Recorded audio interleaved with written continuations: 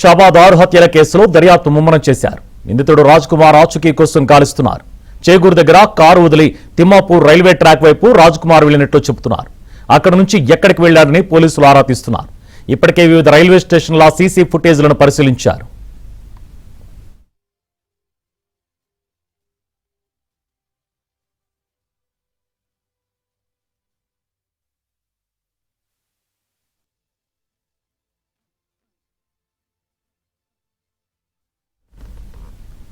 రాజ్ కుమార్ కోసం నిందితుల కోసం పోలీసులు గాలిస్తున్నారు. ఈ అంశాలకు సంబంధించి మరిన్ని డీటెయిల్స్ మా కరెస్పాండెంట్ శశి అందిస్తారు. శశి,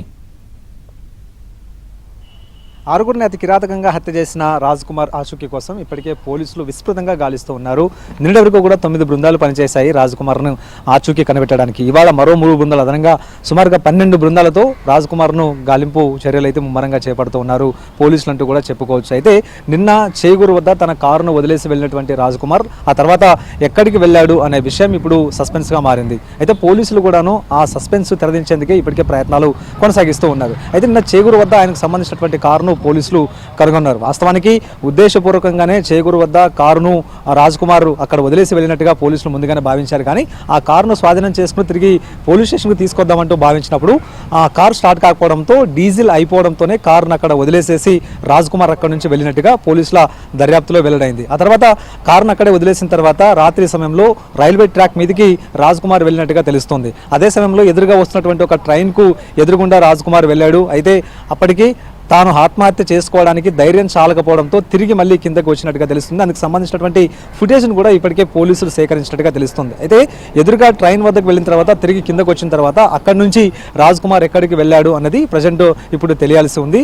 అందుకోసమే ప్రధానంగా ఇప్పుడు పోలీసుల బృందాలు అయితే ముమ్మరంగా గాలిస్తూ ఉన్నాయి. ప్రధానంగా తిమ్మాపూర్ రైల్వే స్టేషన్ వద్ద ఉన్నటువంటి అన్ని సీసీ కెమెరాలను సైతం పోలీసులు జల్లెడ పెట్టారు. కేవలం తిమ్మాపూర్ రైల్వే స్టేషన్ మాత్రమే కాకుండా అటువైపు నుంచి కర్నూలు, ఆ తర్వాత ఇటు బెంగళూరు వైపుగా వెళ్ళేటటువంటి కొన్ని ప్రధానమైనటువంటి రైల్వే స్టేషన్లకు సంబంధించినటువంటి ఫుటేజ్లను కూడా ఇప్పటికే పోలీసులు పరిశీలించారు.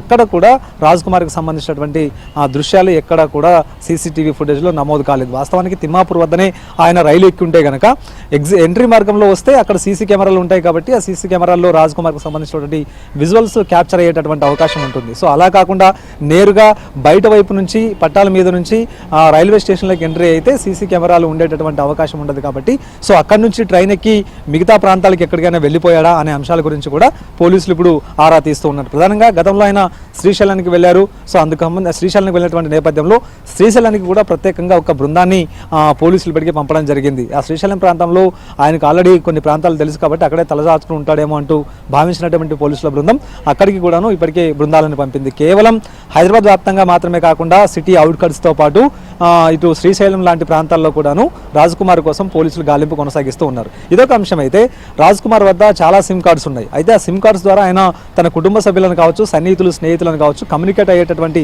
అవకాశాలు ఉంటాయంటూ కూడా పోలీసులు భావించారు. అందుకనుగుణంగానే రాజ్ కుమార్ వద్ద ఏ సిమ్స్ ఉన్నాయి, ఎన్ని సిమ్స్ ఉన్నాయి అనే అంశాల గురించి కూడా ఆరా తీశారు. సుమారుగా 12 సిమ్ కార్డులను రాజ్ కుమార్ వాడినట్టుగా తెలిసింది. తర్వాత అతని వద్ద మరొక 3 మొబైల్ ఫోన్లు కూడా ఉన్నట్టుగా తెలిసింది. సో ఇవన్నీ కూడా ప్రజెంట్ పనిచేస్తున్నాయి అంటే పోలీసులు వాటిని ఆరా తీసినప్పుడు ఈ 12 సిమ్స్ కార్డు కావచ్చు, తర్వాత మొబైల్ ఫోన్ కావచ్చు, ఇవి కూడా పనిచేయడం లేదు, ఇవన్నీ కూడా రాజ్ కుమార్ వాడడం లేదు, ఇవన్నీ వదిలేసాడంటూ కూడా పోలీసుల దర్యాప్తులో వెల్లడైంది. మరోవైపు ఆయన ఖచ్చితంగా రోజువారీ ఖర్చులు ఉంటాయి, మరోవైపు ఇతరత్ర అవసరాలు ఉంటాయి కాబట్టి పొరపాటున తల్లిదండ్రులను కూడా కాంటాక్ట్ అయ్యేటువంటి అవకాశం ఉంటుంది. మరోవైపు తన స్నేహితులను కూడా కాంటాక్ట్ చేసేటటువంటి అవకాశం కూడా లేకపోలేదు. సో ఇలాంటి పరిస్థితుల్లో వారి మీద కూడాను పోలీసులు నిఘా కొనసాగుతుంది. ప్రధానంగా ఇప్పటికే తల్లిదండ్రులను తమ సర్వేలెన్స్లో ఉంచుకున్నారు పోలీసులు. ఆ తర్వాత వారికి రాజ్ కుమార్కి సంబంధించినటువంటి సన్నిహితులను కూడా తమ సర్వేలెన్స్లో ఉంచుకుని వాళ్ళ మీద నిఘా ఎప్పటికప్పుడు కొనసాగిస్తున్నటువంటి సందర్భం కనిపిస్తూ ఉంది. ఇదొక అంశం. అయితే ఈ రాజ్ కుమార్కి సంబంధించినటువంటి కేసులో షాబాద్ పోలీస్ స్టేషన్కి సంబంధించినటువంటి సిబ్బందిని ఏమాత్రం ఇందులో ఇన్వాల్వ్ చేయలేదు. అయితే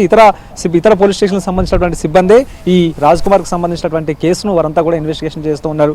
ఎందుకంటే ముందు షాబాద్ పోలీస్ స్టేషన్కి సంబంధించినటువంటి ఆ పోలీసుల సిబ్బంది తీరుతోనే ఈ మొత్తం వ్యవహారం అంతా జరిగిందన్నది ప్రధానంగా ఇటు బాధిత కుటుంబ సభ్యులు ఆరోపిస్తున్నటువంటి సందర్భం. ఇలాంటి పరిస్థితుల్లో ఈ షాబాద్ పోలీసులకు సంబంధించినటువంటి పోలీసుల ఇందులో ఇన్వాల్వ్ అయితే ఇబ్బందికర పరిణామాలు ఉంటాయంటూ కూడా పోలీసులు భావించి ఇన్వెస్టిగేషన్లో షాబాద్ పోలీసులందరినీ కూడా ఇప్పటికే తప్పించి వివిధ పోలీస్ స్టేషన్లకు సంబంధించినటువంటి పోలీసులను ఇందులో చేర్చారు. ప్రధానంగా మొయినాబాద్ పోలీస్ స్టేషన్ నుంచి కొంతమంది సిబ్బంది ఉన్నారు.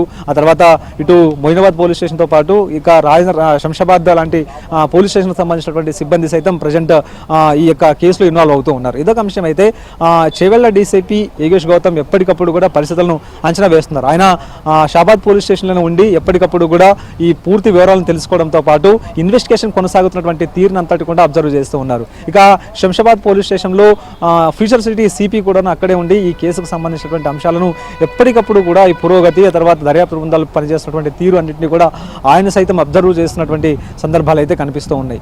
ఇక ప్రధానంగా రాజ్ కుమార్ ఎక్కడ ఉన్నాడు అనేటటువంటి అంశం క్లారిటీ వస్తే ఈ కేసు ఒక ముగింపు దొరికినట్టుగానే భావిస్తోంది. ఇదొక అంశం అయితే ఇక ఇప్పటికే చాలా ప్రచారాలు వదంతులు వినిపిస్తూ ఉన్నాయి.